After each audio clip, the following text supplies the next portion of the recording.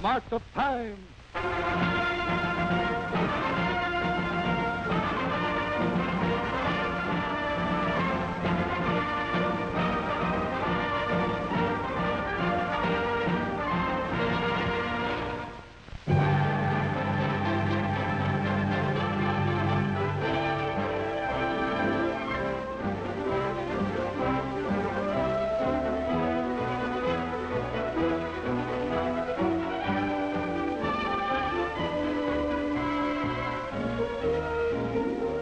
For generations, the sight and sound of railroad trains highballing down the track have excited the imagination of Americans of all ages. In millions of American homes, a miniature railroad has come to be regarded as standard equipment for the young male, who can always look forward to the day when he will have a chance to operate it himself.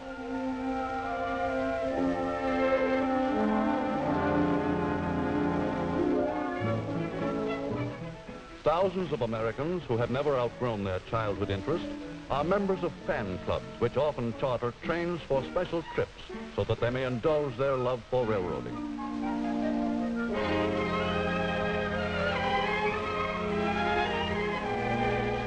But for the thousands of Americans to whom railroads are a hobby, there are many millions to whom they are a simple necessity.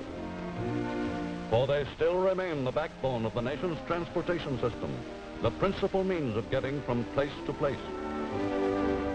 In the century since the first American railroad was built, the transportation of passengers and freight has become one of the nation's great industries, an industry which serves every citizen and reaches into every part of the country with almost 500,000 miles of track. All aboard.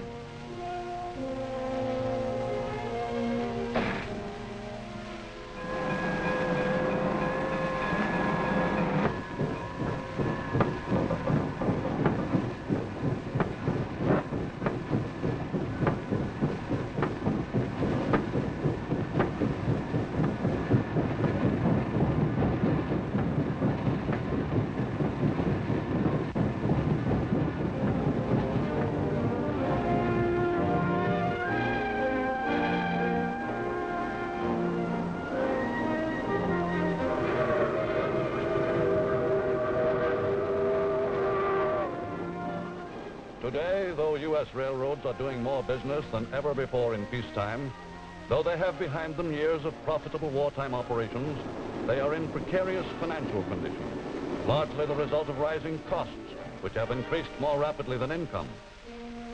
Despite this, despite the fact that railroads are still suffering from the physical deterioration which set in during the war years, they are moving 24,000 freight trains and 17,500 passenger trains every day. To keep these rolling in safety, the railroads must work continually to perfect traffic control devices. No longer do they rely solely on automatic signals. Adding to the safety and efficiency of transportation by rail are such innovations as radio and the induction telephone, by which the engineman in his cab can keep in constant communication with signal towers along the way, with trains on other tracks, and with crewmen in the car at the end of his own train. The operation of American railroads directly affects the daily life of every American. For every year, a ton of freight must be transported more than 4,000 miles to keep the average U.S. citizen supplied with the basic necessities.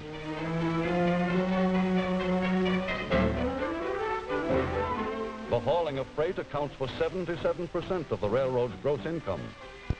But though the freight load today is the heaviest in peacetime history, there exists an acute shortage of freight cars, which has been constantly growing as worn-out cars are retired faster than new ones become available. Of the 1.75 million in operation, well over 1 million are more than 20 years old, and of these, nearly a third are more than 30 years old.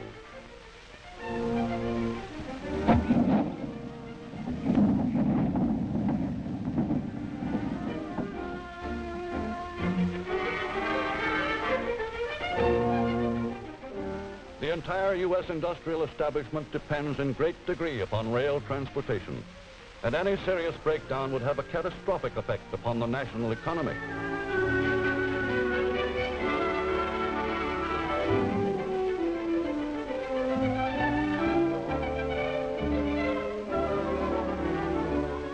To keep trains moving, the railroads work ceaselessly at the monumental job of maintenance.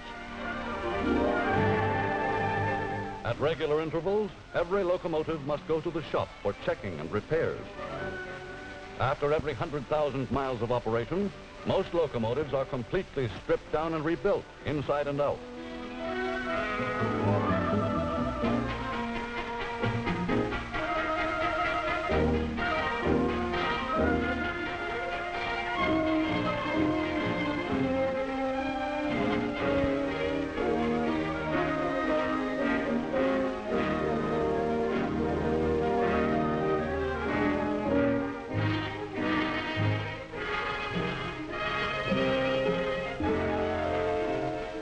When locomotives are remodeled, they may receive the same series of speed and efficiency tests given to new types.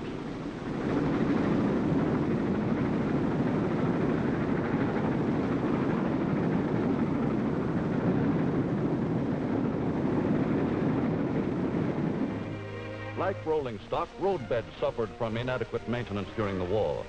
And today the railroads are still working hard to make up for the years of enforced neglect. On first-rate roads, every foot of main-line track is inspected at least once a day, and sections which show flaws are promptly repaired or replaced.